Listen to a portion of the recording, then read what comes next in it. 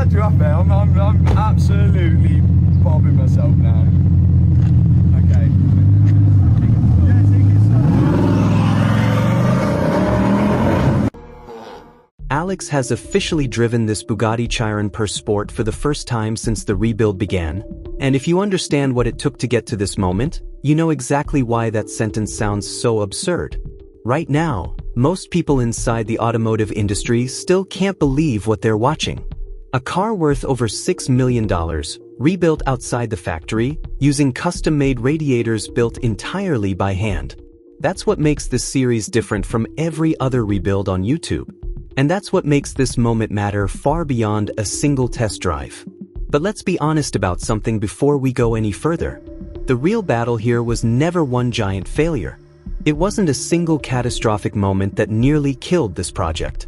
It was hundreds of tiny setbacks, relentless, grinding, cumulative, each one arriving the moment the previous one had just been solved.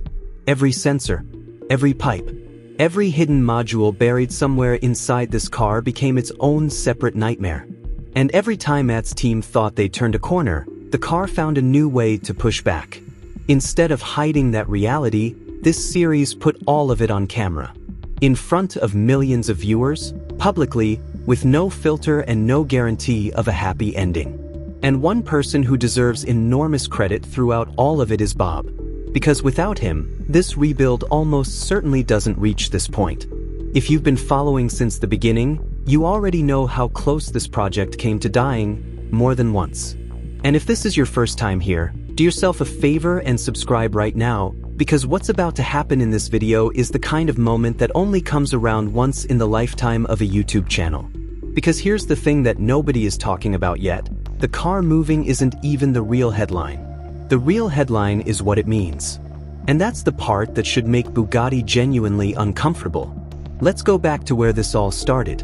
When Matt Armstrong first acquired this Chiron per Sport, the automotive world split into two camps almost immediately.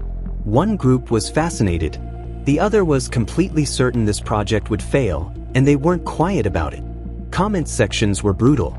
Forums filled up with people saying the same thing on repeat: a car like this cannot be rebuilt outside the factory. Bugatti's engineering is too complex, too proprietary, too locked away for any independent workshop to crack. And for a long time, looking at the state of that car, it was genuinely difficult to argue with them.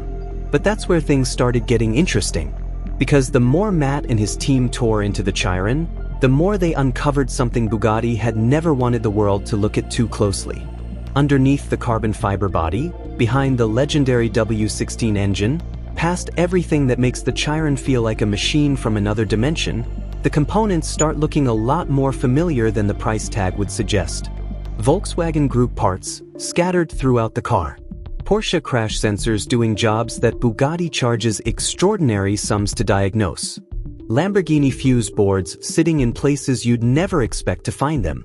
Aston Martin airbag systems, integrated into a vehicle that sells for over $6 million. The moment Matt's team started identifying these components, the mythology Bugatti had built around its exclusivity began cracking open, in real time, in front of a live audience that grew larger with every episode. That revelation alone would have been significant. But the deeper problem was still hiding underneath all of it. Even after the team cracked the component codes and began sourcing replacement parts, the car kept fighting back. The cooling system became the project's most dangerous enemy. Overheating, thermal runaway, temperatures climbing into ranges that could have caused catastrophic, irreversible engine damage if the team had pushed the car even slightly too hard, too fast. And every time they believed they had it under control, something else surfaced. A new pipe, a sensor reading incorrectly, a warning light telling them, once again, that the car still wasn't ready. This is the phase where most people watching at home expected the rebuild to quietly collapse, because cooling problems on a W16 engine aren't just inconvenient, they're existential. The Chiron's engine produces over 1,500 horsepower. The thermal demands involved are staggering. Get the cooling wrong, and you don't just damage a component. You potentially destroy an engine that Bugatti has made clear it has no interest in supplying replacement parts for. There was no safety net here. The pressure on this team during those weeks was something the comment section couldn't fully appreciate from the outside. And then the entire trajectory of the project changed. Because Matt Armstrong did something that almost no one had anticipated. He didn't wait for a factory solution. He didn't ship the car somewhere else. He built the answer himself. Custom fabricated radiators, handmade to specification, designed specifically around the thermal demands of this engine, in this car, in this configuration. Not an off-the-shelf fix. Not a compromise. A purpose-built solution, created from scratch inside an independent workshop by people who refused to accept that the problem was unsolvable. When those radiators went in and the temperatures began dropping to where they needed to be, something shifted in that workshop. The energy changed. The impossible started feeling, for the first time, like something that might actually have a finish line. But even then, nobody knew for certain whether the car would drive. There's a difference between a car that starts and a car that moves. And there's an even bigger difference between a car that moves and a car that actually drives, properly, confidently, the way it was engineered to. Every person on that team understood that the first real drive would either be the definitive breakthrough of the entire series, or the beginning of a whole new set of problems that nobody had anticipated yet. And then Alex got in the car. Think about what that moment actually felt like from where he was sitting. Months of setbacks. Months of stress.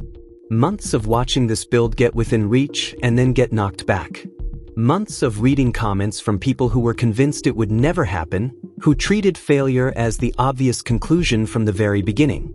And now he's behind the wheel of a $6 million hypercar that his team rebuilt from near destruction, using handmade parts, salvaged components, independent problem solving, and a complete refusal to accept the word impossible. The door closed.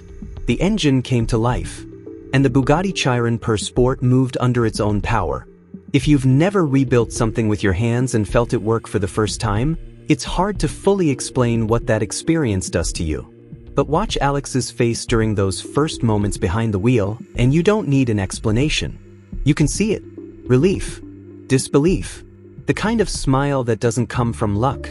It comes from earning something the long, difficult way, when plenty of people were betting against you the entire time. He drove it out of the workshop and into daylight.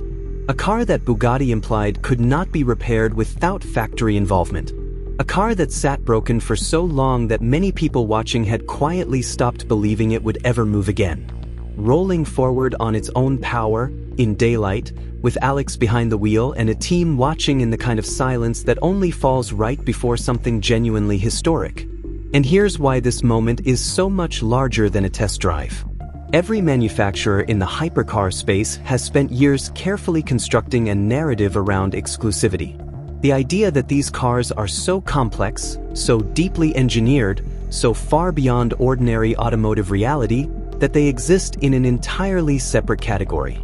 And a central part of maintaining that narrative is ensuring that when something goes wrong, the only acceptable path forward runs directly through the factory. Authorized dealers only. Proprietary diagnostic software. Components that aren't available through any other channel.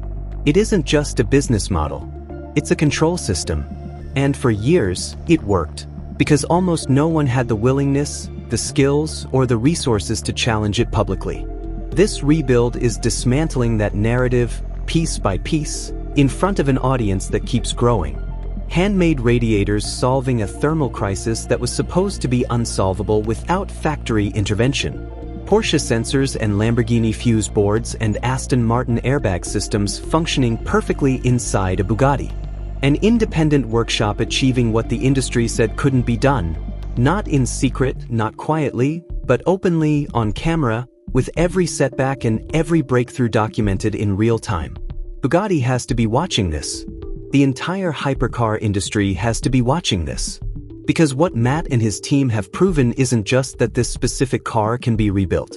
They've proven that the wall these manufacturers built around their vehicles, the wall of complexity, exclusivity, and manufactured dependency, is not as solid as they needed everyone to believe. And now that the Chiron per Sport is moving, the next chapter of this series is going to be something else entirely. If you've been here since the early episodes, drop a comment right now and tell me the exact moment you thought this rebuild was finished.